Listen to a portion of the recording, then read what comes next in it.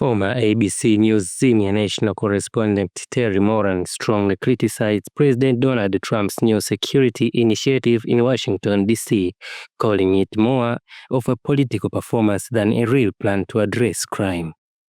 Appearing on CNN's Newsnight with Abby Phillip on Thursday, Moran argued that the recent deployment of National Guard troops and the federal takeover over the D.C. Metropolitan Police Department amount to what he described as Kabuki theater, a spectacle meant to be seen rather than felt.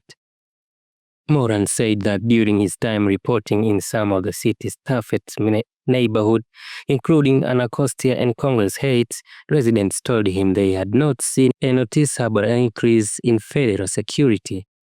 He says, and I quote, "I've been in the areas where crime is most frequent. Then there is not a single new officer on the ground.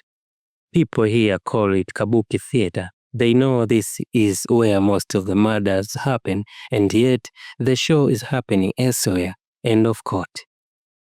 The White House wasted no time in firing back.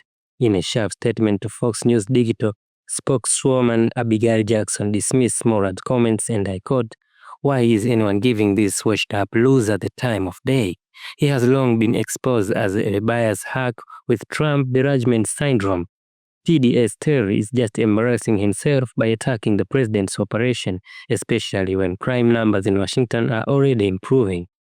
End of quote. The president's program, launched on August 11 under emergency power in the Home Rule Act, temporarily places D.C. police's force under federal authorities for up to 30 days, unless Congress votes to extend it.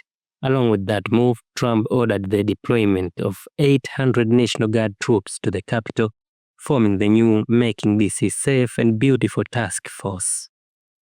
According to White House figures, law enforcement officials have made more than 700 arrests since August 7, including individuals with outstanding warrants as part of the crackdown.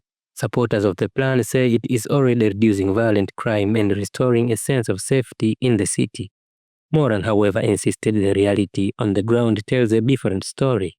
He acknowledged that some residents welcome the arrest, but he emphasized that many are uncomfortable with the heavy military presence. Families are worried, Moran said. Checkpoints are stopping parents from sending their kids to school. People are canceling family visits, especially minority communities who feel they are being targeted the most. End of quote. Critics argue that the operation risks alienating the very communities it claims to protect by creating an atmosphere of intimidation rather than trust.